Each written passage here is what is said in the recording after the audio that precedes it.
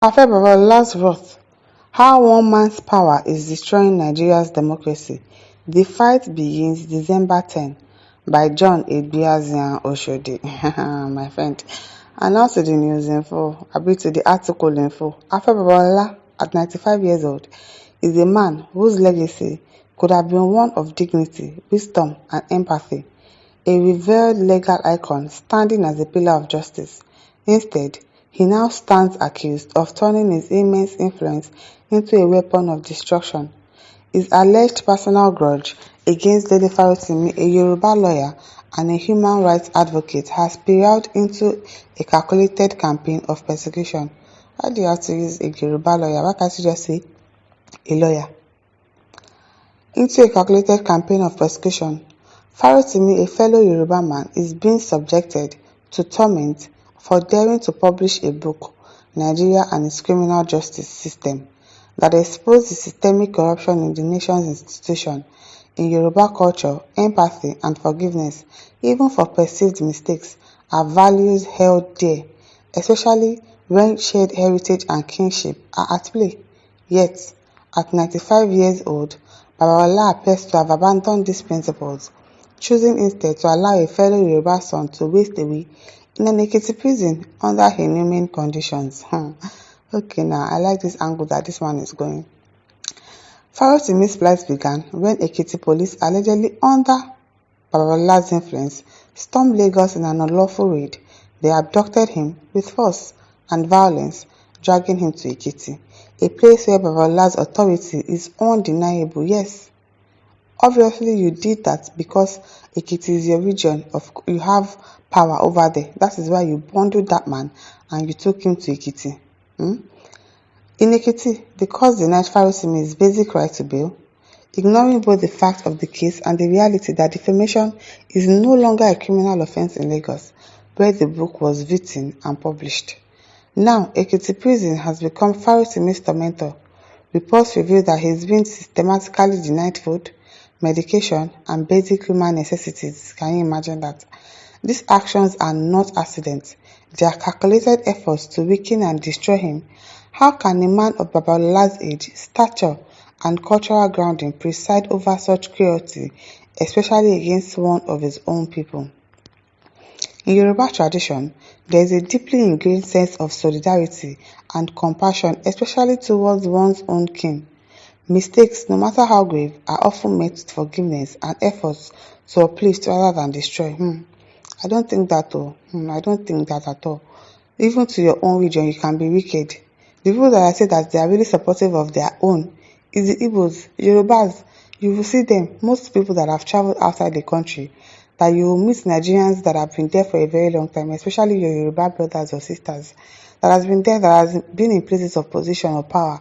You will come and they will talk you down, and they will make you look like a bad person in front of the employers and say, no, this person, don't employ him, because they see you as a threat, even though you are their person. So that is not a generalized thing that, Yorubas, because this person is my Yoruba brother, let me forgive him, let me not tackle him or something. It's not always like that in most cases. Yet, Babalola's alleged role in Farotimi's suffering contradicts these values. At 95, a time when legacy and wisdom should guide one's action, Babalola's decision has not only caused Farotimi's physical and emotional deterioration, but also raised questions about the integrity of his moral compass. How does one reconcile such relentless wrath in the values of a culture that holds empathy as a cornerstone? See, the thing that Babalola did was just like an evidence to everything that Farotimi wrote in his book, that this man is corrupt, he's pocketed the judiciary and all of that. It just shows, as in there is no proof for anything again. There is nothing to prove again. If you can be able to kidnap him from Lagos to Ekiti to your jurisdiction, obviously, because there are police in Lagos, why didn't you go through them? And probably they will now send the case to your jurisdiction, but you bundled him from Lagos to Ekiti. That's enough evidence to show that anything that he wrote in his book about you is the truth. Babalola's alleged weaponization of the police, judiciary, and prison system is not just a personal vendetta. It is a threat to Nigeria's democracy. The institutions meant to protect citizens have turned into tools of oppression, subjugating a man who dared to speak truth to power. If this can happen to Dele Farotimi, a lawyer with a platform and a voice, what hope is there for the ordinary Nigerians? What hope? Oh? No hope for us. Oh. If you go and talk anyhow, they arrest you like this, you are gone and forgotten. This is not just about justice, it is about humanity. Farotimi's suffering reflects the dangerous intersection of unchecked power and a compromised system. It is a warning to all Nigerians that when power goes unchallenged, it destroys not only individuals but the very fabric of the society. December 10 is more than a court date. It is a moment for Nigerians to reclaim their nation's dignity. As Farotimi returns to court, Nigerians must rise not with violence but with peaceful defiance. Let the streets of Lagos, Abuja, Ekiti and beyond echo with calls for accountability and justice. Reject the tired narrative of hoodlum infiltration. Let the world see a Nigeria that will not bow to tyranny. Let Yoruba culture's true values of compassion and solidarity guide our actions as we demand justice of one of our very own. Dele Farotimi's plight is a stain on our collective conscience. A man who stood for justice and truth is now wasting away in a prison that denies him food, medication, and dignity. At 95, Babalola should be a symbol of wisdom and unity and not of wrath and destruction. Oh Nigerians, oh Yoruba people, this is your moment to act. On December 10, let us rise peacefully but powerfully.